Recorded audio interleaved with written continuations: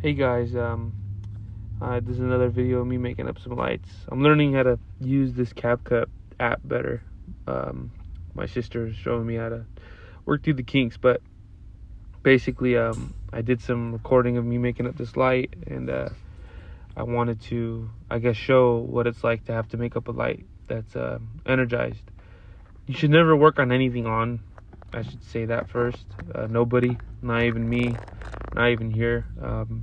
They wanted the light on, and we couldn't turn the lights off because the people at the bank kept taking their lunch and their breaks, and it was just inconvenient, let's just say, to have them, eat in the dark. So just decided to get this light on for them. I did it as safe as possible with something that's on. You can see here I'm tapping the top of the light. The reason I'm doing this is because I have three MC cables landing inside of the light, and I don't have enough knockouts, so I was attempting to just drill a little hole to snake the low voltage cable in, but I end up just settling on having to unibit it out. That's what that little bit is right there.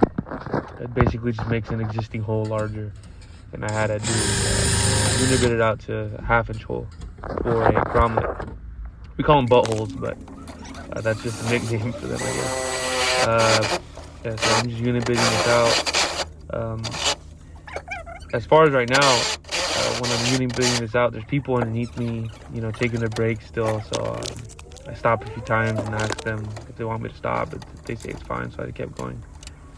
And right now I'm just making up the low voltage cables. This is jumping out 3 different ways, so that's why there's 3 low voltage cables. The low volt is just like a signaling cable that sends voltage to the circuitry inside the drivers to basically tell the light to dim down or dim up. 10 volts being max brightness, 0 volts being off, and then every voltage in between being a level of brightness.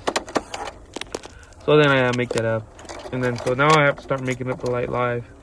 So what I do is I take off all the old wire nuts and put new ones on, because they were all expanded and kind of old and janky. So I'm just switching them all out, making sure to keep the wires twisted together so none of the lights turn off inside that break room. So as you can see here, I start with the ground first. I don't know if I sped past that, but you do ground first, then I add the neutrals in second without letting them disconnect, because that's dangerous. So I have to make sure that all the neutrals stay together while I'm adding mine in. And you can see the light turned on as I was making up the hots. There's a constant hot, and then there's a switch leg hot. Obviously, one's to control the light when it switches on and off. But if power were ever to shut off completely, the emergency power would kick on and the battery would activate. So the constant there is just really for battery backup. But yep, that's it. Peace.